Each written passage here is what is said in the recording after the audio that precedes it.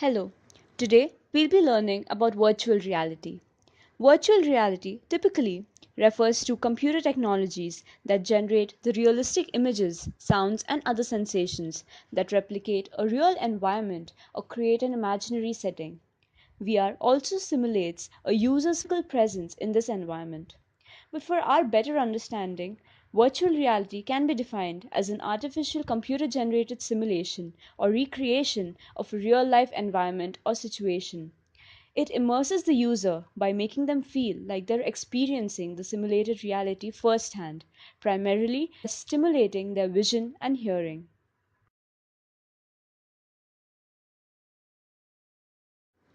Before moving any further, we will first define the difference between virtual reality and augmented reality.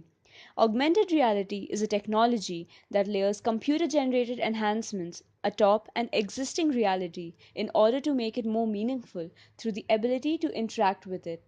AR is developed into apps and used on mobile devices to blend digital components into the real world in such a way that they enhance one another but can also be told apart easily. Augmented reality and virtual reality are inverse reflections of one another. Virtual reality offers a digital recreation real life setting, while augmented reality delivers virtual elements as an overlay to the real world. Let's think of an example. Think about scuba diving versus going to the aquarium.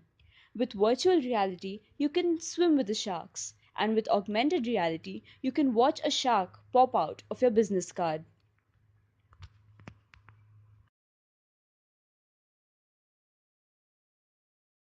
Moving on to the principle of virtual reality.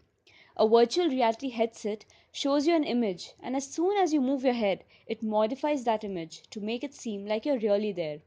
3D audio can also enhance the experience and make you forget about the physical surroundings. The goal of the hardware is to create what appears to be life size, 3D virtual environment without the boundaries that we usually associate with in TVs or computer screens.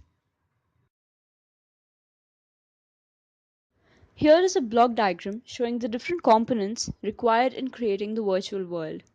It makes use of parameters like kinematics and vestibular model. It also uses CAD and MATLAB in the physical modeling of the virtual world. Moving on to the brief history of virtual reality.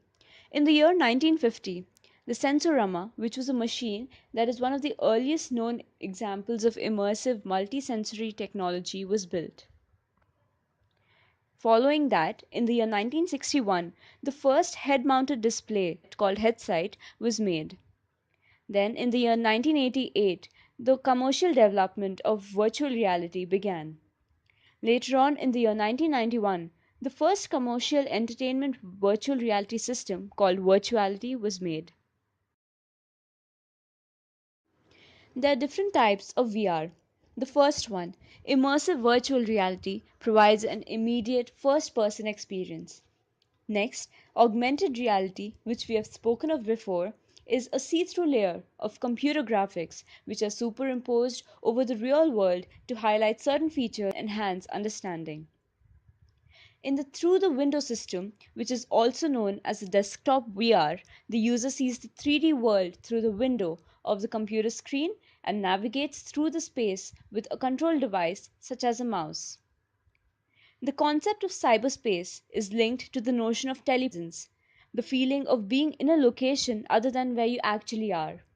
Related to this, teleoperation means that you can control a robot or another device at a distance. Mirror worlds or projected realities provide a second person experience in which the viewer stands outside the imaginary world but communicates with characters or objects inside it.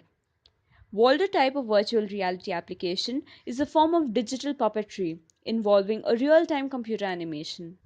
A chamber world is a small virtual reality projection theater controlled by several computers that gives the users the sense of freer movement within a virtual world than the immersive VR systems, and thus a feeling of greater immersion. Cab Simulator is an entertainment or experience simulation form of virtual reality, which can be used by a small group or by a single individual. Lastly, Cyberspace is a global artificial reality that can be visited simultaneously by many people via networked computers. There are many devices that can be used for VR. Some of them are head mounted display, which is shown, cave automatic virtual environment, data gloves, which is also shown, and data suit. Now, coming to the applications of VR.